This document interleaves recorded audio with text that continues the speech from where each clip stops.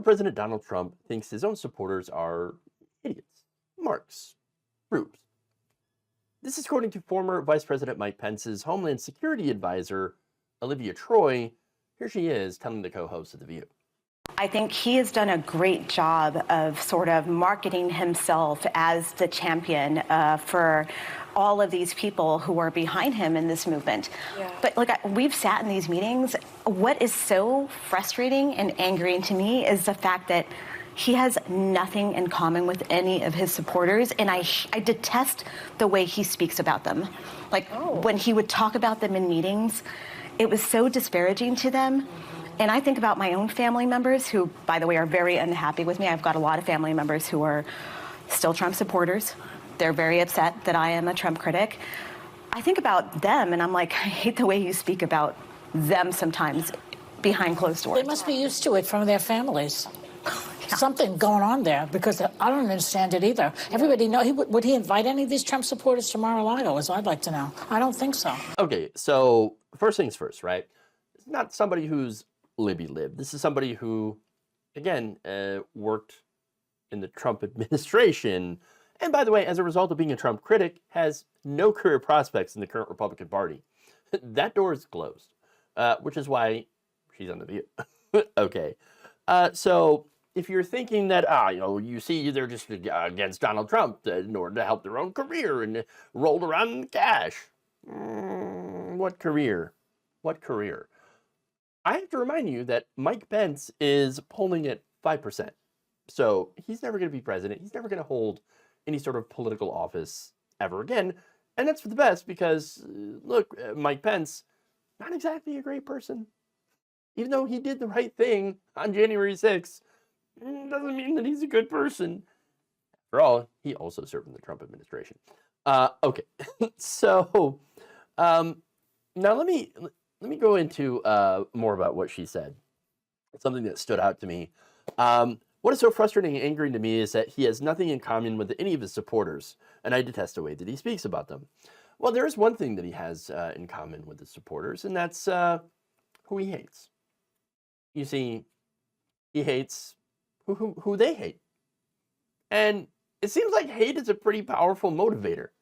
And it gets these people, since they see that Trump, he hates the people that he hates these Muslims, he hates these people and those people. No, he hates Democrats. Oh yeah, crap.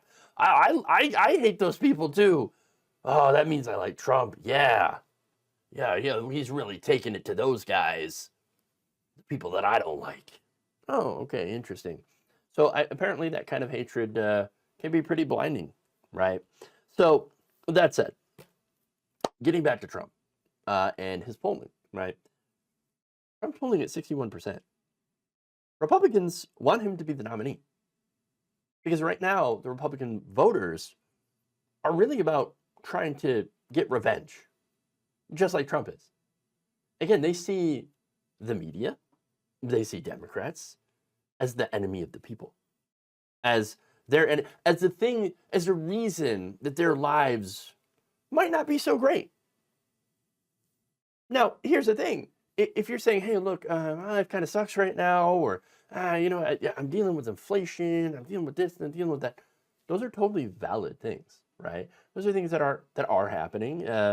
Look, there are things that are happening, like for home prices being, in large parts of the country, very difficult to afford right now. So times can be tough for people. And so I could understand being mad, wanting to lash out at people about it, right? Certainly politicians, right? And I think there's a lot of blame to be cast at politicians. But you know who's not going to save you from that? The same politicians. Politicians that literally do things only to enrich themselves. That includes Donald Trump. So now, is there a chance that Olivia Troye is lying about the stuff that she claims Trump said in these meetings? Yeah, there's a possibility, but that I would say that it's near zero, because where's the gain here other than getting what? Liberals to like her? Okay. Look, I think Trump really does despise a lot of his supporters. Not all of them, of course. No, no, no. He loves the wealthy supporters. Of course he does. Just like he loves the Saudis for spending tons of money in his condos. It helps put money in his pocket. But as far as inviting any of them to Mar-a-Lago, not unless you're a gigantic donor. If you're average working class, or if you're, elderly, disabled, etc., pretty sure he thinks, oh, you're going to give me your money? Oh, okay, moron. Go ahead. I'll take it. If you're going to give it to me, I'll take it. And then I'll just lie to your face. And the reason I say that is because if you're voting for Donald Trump or voting for most Republicans, I would say all Republicans, actually, and let's be honest, Democrats, you're also voting against yourself. Not all Democrats, as I said, progressives are great in the stuff that they want to do. Whereas a lot of Democrats hold up the establishment, which is very, very corporate friendly. Again, there's a lot of issues with Democrats, dark money, DNC, taking money from corporations, not banding special interests and lobbyists, and that's a whole different can of worms, right? We're talking about. But again, when you're voting for, especially Republicans, you're voting against your own economic best interests. You can make a case for Democrats that at least they're trying to throw you a bone once in a while. Yeah. Trying to at least do things like some childcare and, some things like, hey, let's make prescription drugs cheaper. That kind of stuff. That's it. Republicans, not so much. What Donald Trump wanted when he got elected was an easy way to make money. That's it. Back in 2016, that's what it was about. It was about marketing. It was about, hey, if I do get into power, I'm gonna stuff as much government money in my pockets as I can. I'm gonna rob the treasury, okay? And he did through his businesses, holding government, functions at his hotels, at his businesses, and just, again, putting that money into his pocket. That's what he does. So now, when he was office, he also passed the biggest permanent tax cuts for the rich, the Tax Cuts and Jobs Act, which didn't lead to more jobs and just led to more national debt. And there are provisions in there, which, again, you cut taxes for the rich, but there was also a middle class tax cut in there. And guess what? The middle class ones had a provision that sunset. So that means it ends, whereas the ones for the rich, corporations, permanent, never ending. He did almost nothing to actually help workers and actually made it harder to unionize and fight for higher wages. Didn't do really anything on healthcare. His border wall, by the way, would have done nothing to help workers because it's not undocumented labor that's driving down wages.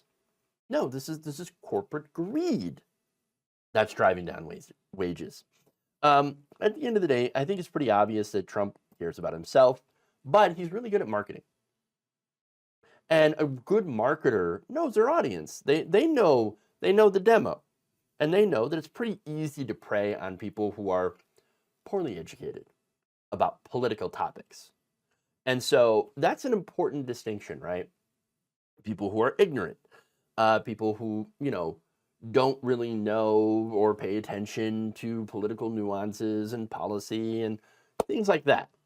Pretty easy to fool them with slick ads, and of course, good marketing. Or you come out there and you're like, yeah, I'm for the people. You see, and here's why I'm for the people. Somebody like Trump who can actually talk to a room very effectively and uses a mix of, again, humor, anecdotes, fun little stories, and generally is a pretty entertaining person to listen to, honestly. Pretty easy for someone like that to obviously get a following and win political office. So that said, Trump's also mocked other kinds of supporters. For example, evangelical Christians. In a 2020 report from The Atlantic, White House aides revealed that Trump had spoke with cynicism and contempt about believers. So, look, I have my issues with evangelicals. I have my issues personally with religion. I'm not a religious person, right? But I really wouldn't, trash my religious friends or, in this case, my religious followers. Okay? But he did. In fact, according to former Trump lawyer Michael Cohen, in his memoir, Disloyal, he recounts Trump returning from his 2011 meeting with the pastors who laid hands on him and said, quote, "Can you believe that BS?" Well, people do. People do. He also said that Trump would celebrate what he called an evangelical scam with pastors that were full of crap. Quote, "They're all hustlers," Trump said, according to Cohen. By the way, there wasn't a dig. This was a term of endearment because, look, game knows game. Of course. Now, of course, as I mentioned in 2016, he was there to stuff money into his pockets, right? This campaign's a bit different. In 2020, it's to get revenge on Democrats for impeachment. And now his campaign in 2024 is about keeping him out of prison. So it's a little bit more desperate. So there's some higher stakes here, right? Especially for him, but also for the country. He gets into office, then it's going to be absolute revenge time. And, our republic might not survive. And that's with all seriousness, okay? But again, he loses, then it's a very real possibility that his multiple alleged crimes in these investigations are definitely going to catch up with him. So, that said, all three of his political campaigns had one focus: help Trump. And for that, because the way our system works, he needs suckers to vote for him. And it seems like, looking at 61% of Republicans who are, will vote for him in the primary, they seem to have no shortage of suckers.